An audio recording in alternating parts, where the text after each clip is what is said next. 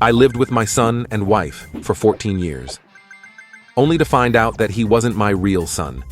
My wife leaves me and takes him away from me, because now my son's biological dad is rich and they can be a happy family together. They portray me as a bad father, but my son says something in court which reveals shocking truth. I never thought I'd be writing a post like this. My whole world has been turned upside down, and I'm struggling to make sense of it all. I guess I should start from the beginning. I'm a 35-year-old man, and until yesterday I thought I had a pretty good life. I've been married to Rebecca for 14 years, and we have a son, Adam, who's 14 years old. We got married when Rebecca found out she was pregnant. It wasn't planned, but I was happy to step up and be a father. From the moment Adam was born, I loved him with all my heart. I was there for his first steps, his first words, and every milestone since. I worked 2 jobs to make sure we had enough money to give him a good life. It wasn't always easy, but I never complained. That's what fathers do, right? I always tried to be the best dad I could be. I helped Adam with his homework, taught him how to ride a bike, and went to all his soccer games. We had our father-son camping trips every summer, just the 2 of us. Those were some of the best times of my life. I wasn't perfect, but I always put my family first. I made sure Adam had everything he needed for school, even if it meant I had to skip lunch at work sometimes. I saved up for months to buy him the latest gaming console for his birthday last year. The look on his face when he opened it was worth every extra shift I worked. Rebecca and I had our ups and downs, like any couple, but I thought we were happy. We celebrated our 14th wedding anniversary last month with a nice dinner at home. Adam even made us a card. It's still on our fridge, or at least it was. Yesterday started like any other day. I went to my first job in the morning, then my second job in the afternoon. I was looking forward to getting home and having dinner with my family. But when I walked through the door, something felt off. The house was too quiet. Usually Adam would be watching TV or playing video games, and Rebecca would be in the kitchen. But there was nothing. No sounds, no smells of dinner cooking. Just silence. I called out for them, but there was no answer. I checked Adam's room, thinking maybe he was wearing headphones and didn't hear me. But his room was empty. Some of his clothes and his favorite books were missing. My heart started racing as I went to our bedroom. That's when I saw the note on the bedside table. It was in Rebecca's handwriting. My hands were shaking as I picked it up and started reading. The contents of that note have been playing on repeat in my mind ever since. Rebecca wrote that she and Adam were leaving me, but that wasn't even the worst part. She revealed that I'm not Adam's biological father. According to the note, Rebecca had a brief relationship with another man just before we got together. When she found out she was pregnant, she assumed it was mine. She said she convinced herself it was true because she wanted it to be true. But now, 14 years later, Adam's biological father had come back into the picture. Rebecca wrote that he wanted to be a part of their lives, and she had decided to give him that chance. She said Adam deserved to know his real father. I felt like I couldn't breathe. The room was spinning. I sat down on the bed, trying to process what I'd just read. How could this be happening? How could Rebecca do this to me? To us? I kept reading the note, hoping for some explanation that would make sense of all this. Rebecca wrote that she was sorry for lying all these years. She said she knew it was wrong, but she was scared of losing me and scared of being a single mother. She claimed that Adam's biological father was successful and could give them a better life. She wrote that Adam was excited about meeting his real dad and starting a new life. That part hurt more than anything else. I've spent the last 14 hours trying to wrap my head around all of this. I've gone through every emotion imaginable: shock, anger, sadness, betrayal. I've cried more in the last day than I have in my entire life. I keep thinking about all the moments I've shared with Adam, teaching him how to tie his shoelaces, staying up all night when he had the flu, cheering from the sidelines at his soccer games. Were all those moments a lie? I can't stop wondering if Adam ever suspected anything. Did he ever feel like I wasn't his real dad? Did Rebecca ever hint at it? I thought we had a great relationship, but now I'm questioning everything. I've tried calling and texting both Rebecca and Adam, but their phones are turned off. I even drove by Rebecca's parents' house, thinking they might be there, but there was no sign of them. I feel like my whole life has been a lie. For 14 years, I've poured my heart and soul into being a husband and father. I've worked myself to the bone to provide for my family. And now, in the blink of an eye, it's all gone. I don't know what to do now. The house feels so empty without them. I've taken a few days off work because I can't concentrate on anything.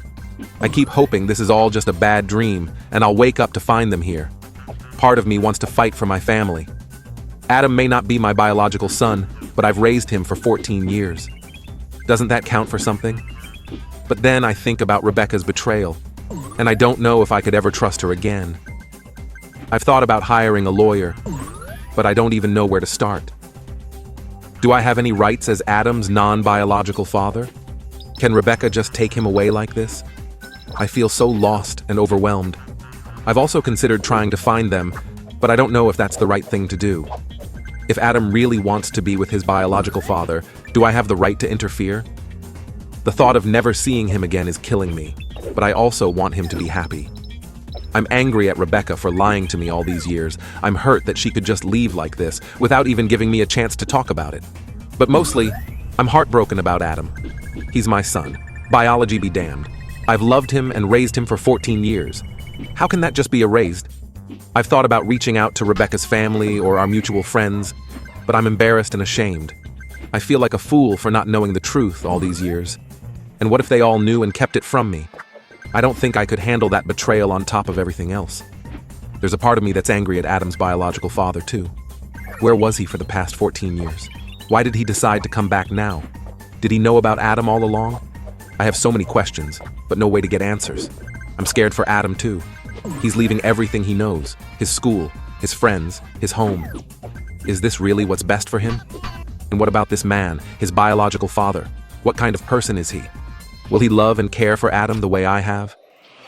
The house feels so empty without them. I haven't been able to bring myself to go into Adam's room. His soccer trophies are still on the shelf, his dirty laundry still in the hamper. It's like they left in a hurry, leaving pieces of their lives behind. I'm writing this post because I don't know where else to turn. Has anyone else been through something like this? How did you cope? Is there any hope for me to have a relationship with Adam in the future? Thank you for reading this. It helps a little just to get it all out, even if it's to strangers on the internet. I never thought I'd be in this situation, but here I am. I guess life can change in an instant, and you never see it coming. Update. It's been a few months since my last post, and I wanted to update you all on what's happened. First, I want to thank everyone for their support during what has been the most challenging time of my life. Your kind words and advice meant more than you know. Shortly after my initial post, I received divorce papers from Rebecca. Even though I knew it was coming, seeing it in black and white was a shock. It made everything feel so final, so real. After the initial numbness wore off, I realized I needed to fight for my rights as Adam's father. I couldn't just let them take him away without a fight. I decided to hire a lawyer. It wasn't easy financially, especially with Rebecca and Adam gone, but I knew I had to do it. I found a decent attorney who was willing to work with me on the payments. He warned me from the start that it would be an uphill battle, given that I'm not Adam's biological father, but I was determined to try. The legal process was brutal, even more than I expected. Rebecca and Adam's biological father, who I learned is named David, seemed to have unlimited resources. David is apparently quite wealthy, which made things even more difficult for me. They hired a high-powered attorney, and it quickly became clear that they were going to play dirty. In court, Rebecca and David painted a picture of me as a neglectful father who couldn't provide for Adam. They brought up how I worked 2 jobs, twisting it to make it seem like I was never around. They talked about how David could give Adam a better life, with private schools and expensive vacations. They even had witnesses, friends of theirs who claimed they'd seen me ignore Adam or speak harshly to him. I felt like I was in a nightmare. Everything I'd done out of love for my family was being used against me. Working 2 jobs to provide for them was turned into neglect. The camping trips Adam and I loved were dismissed as cheap vacations. It seemed like they had an answer for everything, and I was starting to lose hope. My lawyer did his best, but we were outgunned at every turn. David's money seemed to make all the difference. He had expert witnesses talking about the importance of biological connections. They had child psychologists testifying about how Adam would be better off in a more stable financial situation. It felt like they had thought of everything. I started to prepare myself for the worst, that I might lose Adam forever. The thought of never seeing him again, of someone else raising him and being called Dad, was almost unbearable. There were nights when I couldn't sleep, just lying awake and thinking about all the moments I might miss. But then, something unexpected happened.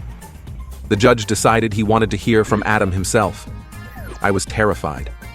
What if Rebecca and David had turned him against me? What if he said he wanted to live with them? I didn't know if I could handle hearing Adam say he didn't want me anymore. When Adam took the stand, I could barely breathe. But what happened next changed everything.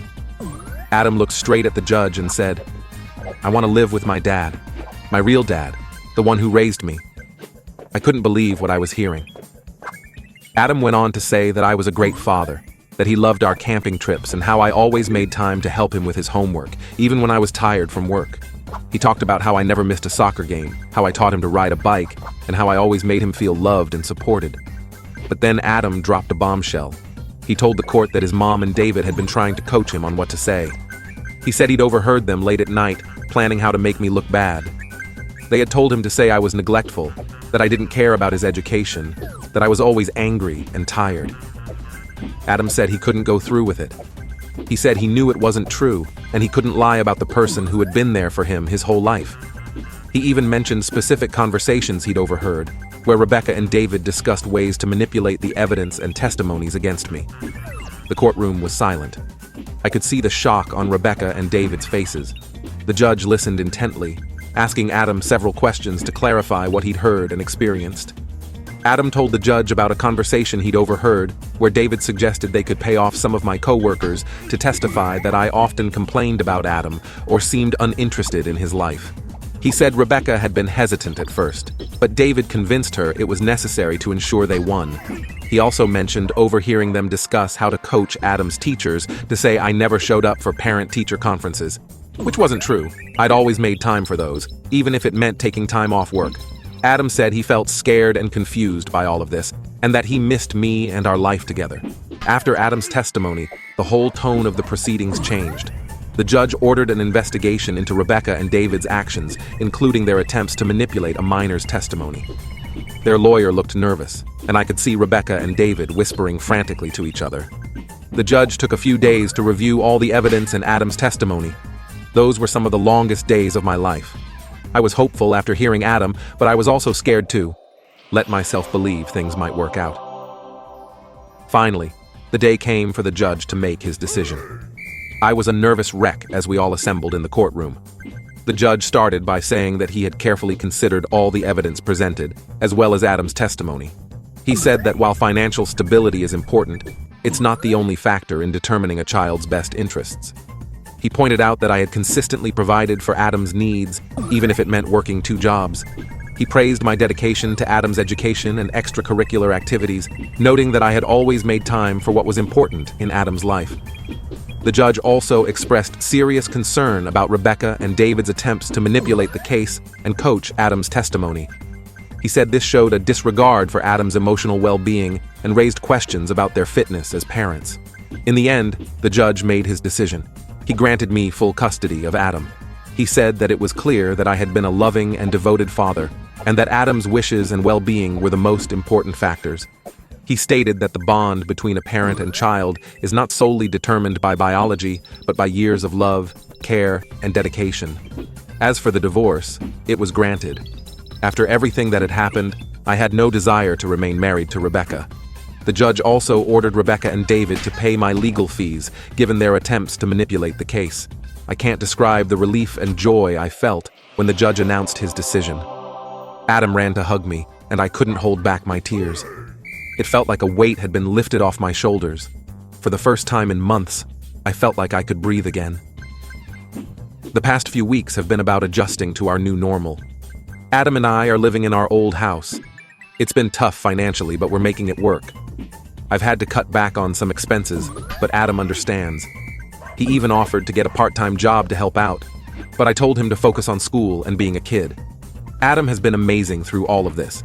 He's in therapy to help him process everything that's happened, and I'm so proud of how mature and strong he's been. We've had some long talks about family, trust, and what it means to be a father. It hasn't always been easy, but I think we're both growing from this experience.